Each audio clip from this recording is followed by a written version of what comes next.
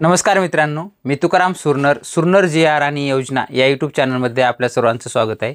आजच्या व्हिडिओमध्ये जर पाहिलं तर आपण एक महत्त्वाची माहिती पाहण्याचा प्रयत्न करणार आहोत। ते जर पाहिलं तर शेतकऱ्यांसाठी अत्यंत एक दिलासादायक बातमी देण्यात आलेली आहे। याच्या अगोदर जर पाहिलं आपण तर सुधारित पीक विमा योजना आणली होती आणि त्याच्यामध्ये ई-पीक पाहणी बंधनकारक सुद्धा करण्यात आलेली आहे आणि अगोदर सुद्धा ई-पीक पाहणी बंधनकारक होती। परंतु आता ह्याच्यामध्ये जर पाहिलं तर आज दिनांक 27 जून 2025 रोजी महाराष्ट्र शासनाअंतर्गत एक जी.आर. त्यांनी काढलेला आहे आणि जी.आर.मध्ये सरळ उल्लेख केलेला आहे शेतकऱ्यांसाठी जी काही ई-पीक पाहणी आहे ती पद्धत आता एकदम सोपी होणार आहे। काय केलं जाणार आहे तर शेतकऱ्यांना ई-पीक पाहणी जी आहे ती स्वतः त्यांना करावी लागत होती, त्यानंतर त्यांना सहाय्यक स्तरावरून काही करावी लागत होती, त्यानंतर त्यांना तलाठी यांच्या मार्फत एक 3 स्टेपमध्ये त्यांना जर कुणाची राहिली असेल तर अशा पद्धतीने करू शकत होते। परंतु आता सुरुवातीपासूनच तुम्हाला ई-पीक पाहणी करताना जर काही शेतकऱ्यांना अडचण आली तर कारण की शेतकऱ्यांना ई-पीक पाहणी जर पाहिलं तर DCS या पद्धतीने केली जाते, म्हणजे डिजिटल क्रॉप सर्वे। त्याच्यामध्ये शेतकऱ्यांकडे प्रत्येक शेतकऱ्यांकडे मोबाईल असतो किंवा नसतो, किंवा तो मोबाईल ते जे काही फोटो असेल तो घेण्यासाठी काही सक्षम असतो किंवा नसतो।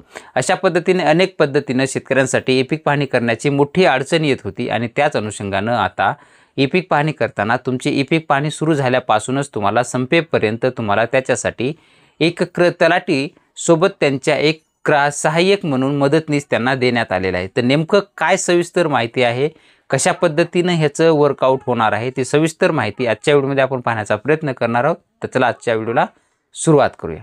27 जून 2025 रोजी हा शासन निर्णय काढण्यात आलेला आहे। तो शासन निर्णय पाहू शकताय की जो काही ॲग्रिस्टॅक योजनेअंतर्गत जे काही डिजिटल क्रॉप सर्वे अंतर्गत सहाय्यकांना प्रति ओनर्स प्लॉट अनुदेय असणाऱ्या मानधनामध्ये सुधारणा करण्यात आलेली आहे।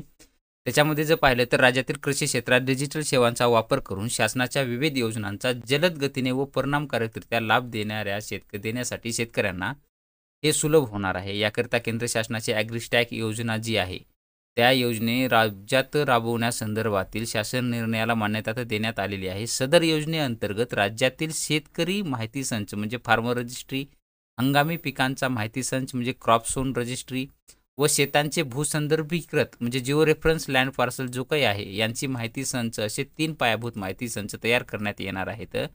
यापैकी हंगामी पिकांची माहिती संच अंतर्गत पीक पाहणीसाठी डिजिटल क्रॉप सर्वे राबवण्यात येणार आहे। तर डिजिटल क्रॉप सर्वे म्हणजेच DCS पद्धतीने अंतर्गत जे काही सर्व शेतांमध्ये पेरलेल्या पिकांचं खरीप असेल, रब्बी असेल किंवा उन्हाळी असेल या सर्व पिकांची DCS मोबाईल ॲपच्या माध्यमातून पाहणी करण्यात येणार आहे।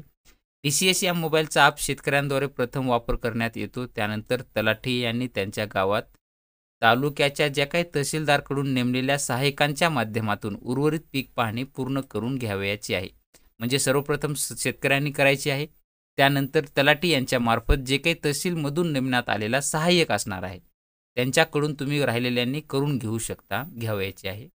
त्यानंतर जर हा जो काही शासन निर्णय डिजिटल क्रॉप सर्वे अंतर्गत घेण्यात आलेला आहे त्या सहाय्यकांना प्लॉटनिहाय हंगामनिहाय प्रति ओनर्स प्लॉट जर पाहिलं तर 5 रुपये एवढे मानधन देण्याबाबत तरतूद करण्यात आलेली होती। दिनांक जर पाहिलं तर 15 एप्रिल 2025 रोजी जे काही ॲग्रिस्टॅक प्रकल्पातून सुकाणू समितीची बैठकीती अंतर्गत डिजिटल क्रॉप सर्वे अंतर्गत सहाय्यकांना जे काही देणारं अनुदान आहे त्याच्यामध्ये वाढ करण्यात आलेली आहे। 5 रुपये पर प्लॉट होतं, पण त्याच्यानुसार तेवढं जे काही सहाय्यकांना येण्याचा खर्च असेल, कारण की शेतात जाऊन त्यांना ई-पीक पाहणी करावी लागत होती, त्या अनुषंगानं त्यांना ते पुरेसा नव्हता, म्हणून त्यांना काय केलेलं आहे तर असणाऱ्या या मानधनामध्ये आता जे काही असेल तर एकल पिकासाठी त्यांना 10 रुपये प्रति प्लॉट आणि मिश्र पिकासाठी जर पाहिलं तर 12 रुपये प्लॉट असं मानधन देण्याचा शासनाने निर्णय घेतलेला आहे आणि त्याच अंतर्गत हा जी.आर. निर्गमित करण्यात आलेला आहे। मानधनातील वाढ ही खरीप हंगाम 2025 पासून लागू करण्यात राहणार आहे, म्हणजे आज ही जो काही आता या वर्षीचा आहे हंगाम त्या दिवसापासून। तर अशा पद्धतीने तुमची जी काही ई-पीक पाहणी आहे ई-पीक पाहणी करण्यासाठी तुम्हाला आता तुमच्याकडे एक जी काही तलाठी मार्फत यांच्या एक तुमच्याकडे सहाय्यक स्तरावर म्हणून तुमच्याकडे एक मदतनीस असणार आहे। तर त्यांच्या मार्फत ज्या शेतकऱ्यांना कोणाला ई-पीक पाहणी स्वतः करता येत नसेल तर त्यांनी तुमच्या गावामध्ये एक तलाठी यांच्या मार्फत सहाय्यक म्हणून नेमणूक झालेली आहे। कोण आहे तुम्हाला माहिती नसेल तर तुमच्या गावचे जे काही तलाठी असेल त्यांना विचारा की तुमच्या गावासाठी कोण सहाय्यक म्हणून नेमण्यात आलेला आहे। त्यांच्याकडून तुम्ही एपिक पाहणी करून घेऊ शकता। त्या बदल्यात त्यांना त्यांचं जे काही मानधन आहे ते मानधनसुद्धा आपण किती आहे सविस्तर आजच्या व्हिडिओमध्ये आपण पाहण्याचा प्रयत्न केलेलाच आहे। अशा पद्धतीची एक नवीन माहिती होती ती आपण देण्याचा प्रयत्न केलेला आहे। आणखीनही काही संदर्भातील नवीन माहिती येत असतील तर आपण ते आपल्या चॅनलवरती देण्याचा प्रयत्न करतच असतो। तुम्ही जर चॅनलला सबस्क्राईब करून ठेवलं नसेल तर चॅनलला आजच सबस्क्राईब करून ठेवा, जेणेकरून तुम्हाला पुढचा व्हिडिओ अपलोड करताच त्याचं नोटिफिकेशन मिळत जाईल। आणि व्हिडिओ जर तुम्हाला आवडत असेल तर तुमच्या मित्रपरिवारांना नक्की शेअर करा, जेणेकरून त्यांनाही याचा फायदा होईल। भेटूया नवीन माहितीसह नवीन व्हिडिओमध्ये। धन्यवाद।